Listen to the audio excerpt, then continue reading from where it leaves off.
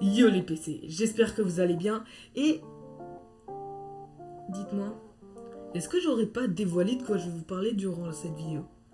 Eh bien oui, car cette vidéo va parler de processeurs, de cartes graphiques et de PC. Donc si vous êtes actuellement en train de monter un PC ou vous comptez en acheter un dans quelques temps, cette vidéo est faite pour vous. Donc n'hésitez pas à prendre un petit paquet de popcorn, un bloc-notes et c'est parti.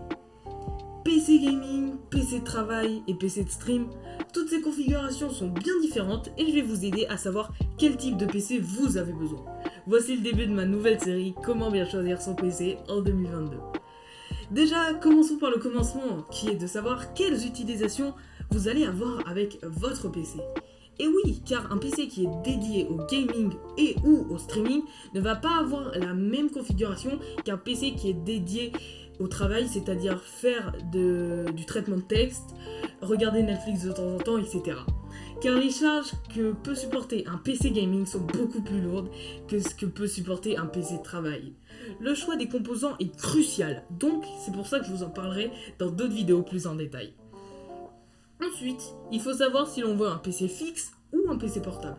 Et je vais maintenant vous lister les avantages et les inconvénients de ces deux types de PC. Le PC fixe est mieux niveau rapport prix-puissance parce que les composants sont moins compacts et donc coûtent moins cher à produire qu'un même composant compact et ils sont plus performants. Mais avec les ruptures de stock de partout, c'est devenu un peu le bazar et les prix se sont envolés. Continuons avec le PC portable. Donc, comme son nom l'indique, c'est un PC portable. Donc il est portable et ça va être son principal avantage. Et ce qui est vraiment cool, c'est qu'on peut le trimballer partout. Donc on peut le mettre sur le lit, on peut aller avec dans les chiottes, etc. Le PC fixe a aussi un très gros avantage, c'est qu'on peut en faire une machine de guerre personnalisée. Et on peut la booster au fil du temps, alors que sur un PC portable, c'est plus compliqué.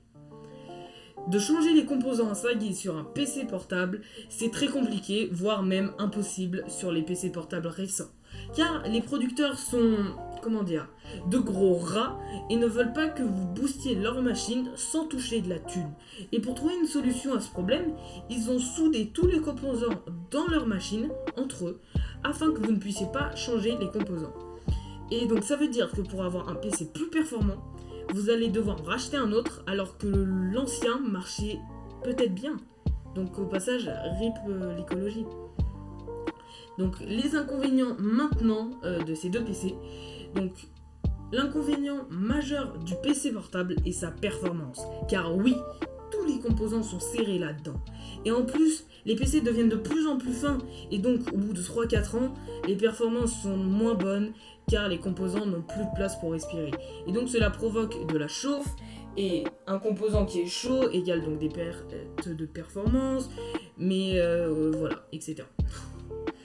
Maintenant, passons à l'inconvénient du PC fixe. C'est qu'on ne peut pas le déplacer. C'est tout. Mais ce n'est pas négligeable. Parce que si vous êtes beaucoup en déplacement, vous pouvez tout simplement pas prendre votre PC. Alors qu'un PC portable est super pratique lorsqu'on voyage beaucoup. Merci à tous d'avoir suivi cette vidéo. J'espère qu'elle vous a aidé. Il n'est pas impossible que j'ai oublié quelque chose, donc n'hésitez pas à me le faire remarquer dans les commentaires et je me corrigerai. Sur ce, merci à tous d'avoir regardé cette vidéo et on se dit à la semaine prochaine pour de nouvelles vidéos. Ciao!